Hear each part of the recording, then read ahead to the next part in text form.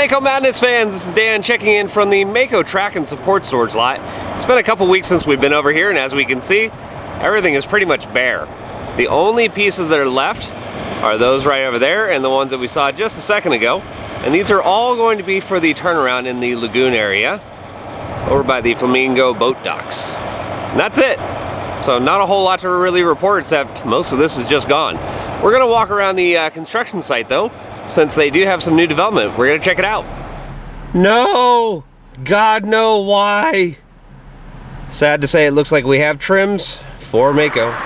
Alright, so we're over at the construction site now, and we can see just in the last 24 hours even, crews have placed more track. Now this section right here actually crosses a maintenance road, and I assume they had to get that up last night in the evening hours after we did our update. Now check this out also. They have new track pieces on the airtime hill, and that's been put up this morning. So they completed the first airtime hill, and the other one right below it looks really good as well.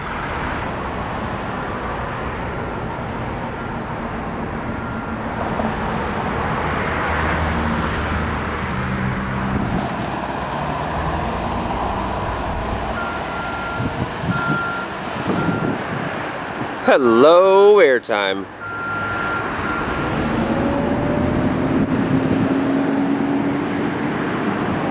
Here's another look at the new track pieces that were installed overnight. And see how that hill is not too tall, but it is just about as tall as the station, maybe a little bit taller. And they do have other supports in place, waiting for track. Look at all those hills.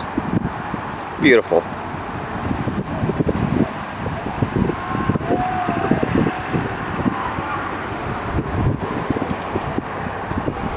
Another day passes by and crews are still torquing down bolts. They're literally going by every piece of track and every support.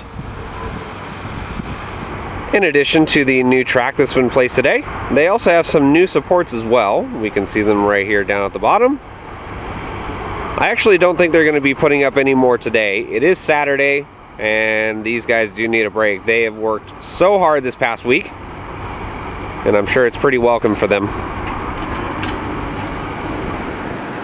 Here's a side profile of the two airtime hills.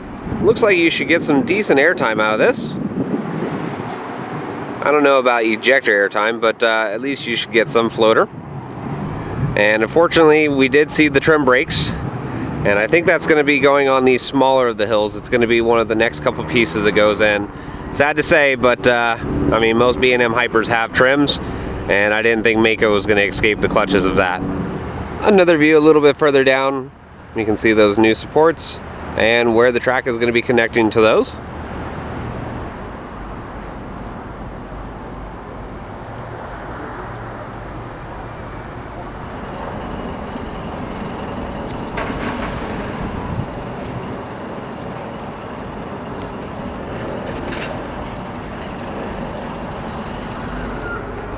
As we can see, there's another guy right there torquing down the bolts. And I was informed that it's actually about 600 to 800 pounds of torque that goes into each one of those. It's based on the diameter of the bolts. That's a lot of strength. Well guys, that is going to do it for another Mako construction update. As we've seen just even in the last 24 hours and the past 4 days. These guys have been nuts, putting up tons of track, tons of supports, and it's only going to get more. We only have a little bit of the ride left. After the airtime hills, we have the turnaround by Kraken, and then we have the turnaround over by the Flamingo boat dock. So not really that much left, guys. We saw even in the track and storage lot, everything's pretty much gone. So things are starting to wrap up here at Mako, but we're going to continue having updates. So if you like them, follow us on Facebook, follow us on Instagram, and our YouTube page at Mako Madness, and I will see you out on the Midway.